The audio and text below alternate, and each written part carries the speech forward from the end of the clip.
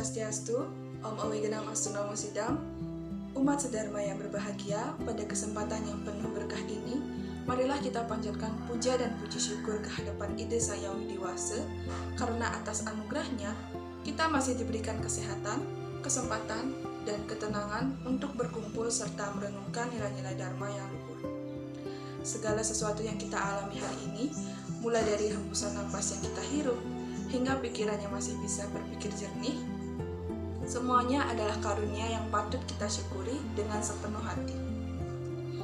Sungguh suatu berkah yang sangat besar bahwa kita masih diberikan waktu untuk belajar dan menapaki jalan Dharma, jalan kebenaran yang diajarkan oleh para resi dan leluhur kita dalam pustaka-pustaka suci. Dalam momen seperti ini, kita bersatu dalam semangat untuk mencari pemahaman yang lebih dalam tentang hakikat kehidupan. Pada Dharma Wacana kali ini, saya akan menyampaikan topik yang sangat penting, yaitu tentang ajaran yang terkandung dalam Santi Parwa, salah satu bagian dari Mahabharata. Mahabharata bukanlah sekedar kisah epik tentang peperangan besar antara keluarga Pandawa dan Kurawa. Lebih dari itu, Mahabharata adalah lautan kebijaksanaan yang menghimpun ajaran-ajaran tentang moralitas, tanggung jawab, pengabdian, kesetiaan, dan pencarian spiritual. Ia memuat ribuan sloka yang menyentuh sebagai aspek kehidupan manusia, dari urusan rumah tangga hingga rahasia tertinggi tentang moksa atau kebebasan rohani. Diceritakan dalam Mahabharata, peperangan besar di Kurukshetra tidak hanya membawa kehancuran fisik, tetapi juga meninggalkan luka batin dan krisis moral yang mendalam. Setelah perang usai, kemenangan Pandawa tidak dirayakan dengan euforia, melainkan disambut dengan rasa duka, kehilangan, dan pertanyaan tentang makna sejati dari kemenangan itu sendiri. Dalam situasi inilah, Santi Parwa muncul sebagai bagian yang sangat penting, karena dari kekacauan dan penderitaan itu, lahir kebijaksanaan dan renungan yang mendalam. Mahabharata adalah epos agung yang bukan hanya berisi kisah peperangan antara Pandawa dan Kurawa, tetapi juga mengandung ajaran moral, etika, dan spiritual yang sangat dalam. Salah satu bagian yang paling syarat dengan ajaran Dharma adalah Santi Parwa. Santi Parwa merupakan kitab ke-12 dalam Mahabharata dan dimulai setelah perang besar Kurukshetra berakhir. Dalam suasana penuh duka, akibat kehilangan dan kehancuran, Yudhishthira sebagai raja yang baru diangkat merasa ragu dan bersalah atas kematian saudara, guru, dan keluarga. Dalam keadaan seperti itu, ia mencari kebijaksanaan dari kakeknya, Bhisma, yang saat itu sedang terbaring di ranjang panah menanti ajal. Sang Bhisma, meskipun dalam kondisi sekarat, masih memberikan wejangan yang sangat dalam dan panjang kepada Yudhishthira mengenai hakikat Dharma, kepemimpinan, cara menghadapi krisis, hingga jalan menuju moksa atau kebebasan spiritual. Merujuk pada Santi Parwa dari Mahabharata, terjemahan Kisari Mohan dan Budi, wejangan Bhisma ini dibagi menjadi 3 bagian besar, yaitu Raja Dharma Parwa, Apadharma Parwa, dan Moksa Dharma Parwa. Bagian pertama adalah Raja Dharma Parwa, yaitu ajaran tentang Dharma seorang raja atau pemimpin. Dalam bagian ini, Bhisma menjelaskan bahwa kekuasaan adalah amanah, bukan hak istimewa. Seorang raja atau pemimpin hendaknya menegakkan keadilan, melindungi rakyat, serta menjalankan pemerintahan dengan kebijaksanaan. Bhisma menyampaikan bahwa seorang raja yang memimpin kerajaannya dengan Dharma, meskipun miskin dalam sumber daya, akan dihormati. Sementara yang memerintah dengan kekerasan akan segera ditinggalkan rakyatnya. Artinya, seorang pemimpin yang memimpin dengan Dharma akan selalu dihormati, walaupun mungkin tidak memiliki kekayaan atau kekuatan militer yang besar.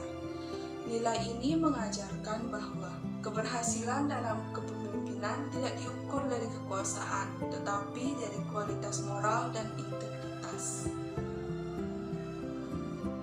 Bagian kedua adalah apa Dharma Parwa, yaitu ajaran tentang Dharma dalam situasi darurat. Dalam bagian ini, Bhisma menjelaskan bahwa dalam kondisi genting, prinsip-prinsip Dharma dapat disesuaikan. Namun, penyesuaian tersebut harus tetap berdasarkan pada niat suci dan tujuan yang benar. Disebutkan bahwa dalam masa-masa kesulitan, aturan mungkin dapat dilenturkan, tetapi tidak boleh dilanggar sepenuhnya. Artinya, dalam masa sulit, aturan dapat dilenturkan, tetapi tidak boleh dilanggar mutlak. Ini memberikan ajaran bahwa fleksibilitas adalah bagian dari kebijaksanaan dharmis, tetapi tetap ada batas moral yang tidak boleh dilanggar. Lalu bagian terakhir atau bagian ketiga, dan yang paling mendalam adalah Moksha Dharma Parwa. Dalam bagian ini, Bhisma menguraikan ajaran spiritual untuk mencapai moksha atau kebebasan dari siklus kelahiran dan kematian. Beliau menjelaskan pentingnya pengendalian diri, pengabdian kepada Tuhan, pengetahuan spiritual, dan pelepasan dari keterikatan duniawi. Dijelaskan bahwa seseorang yang meninggalkan kesombongan, kemarahan, dan keinginan, dan yang hidup dalam kesederhanaan serta kasih sayang adalah yang paling dekat dengan moksha. Ini menekankan bahwa moksha bukan sekedar tujuan akhir, tetapi juga merupakan proses pengujian diri yang dapat dilakukan setiap hari dalam kehidupan kita. Nah, ketiga bagian ini membentuk satu kesatuan ajaran Dharma yang sangat relevan untuk kita semua. Raja Dharma Parwa mengajarkan kita bagaimana menjadi pemimpin yang bijaksana, adil, dan bertanggung jawab. Apa Dharma Parwa mengajarkan bagaimana kita harus bersikap saat menghadapi krisis agar tidak kehilangan arah dalam kebaikan. Sementara Moksha Dharma Parwa memberikan arahan spiritual agar hidup kita tidak hanya sibuk mengejar dunia, tetapi juga mendekatkan diri pada pembebasan sejati. Jika kita renungkan lebih dalam, ketiga bagian ini tidak hanya berlaku bagi seorang raja atau tokoh besar. Dalam kehidupan kita sehari-hari pun, kita berperan sebagai pemimpin, setidaknya bagi diri kita sendiri. Dalam keadaan sulit, dalam kita diuji, apakah tetap bisa memilih yang benar? Dan dalam kehidupan spiritual, kita diajak untuk terus mengasah kesadaran, menumbuhkan kasih sayang, dan melepaskan ego.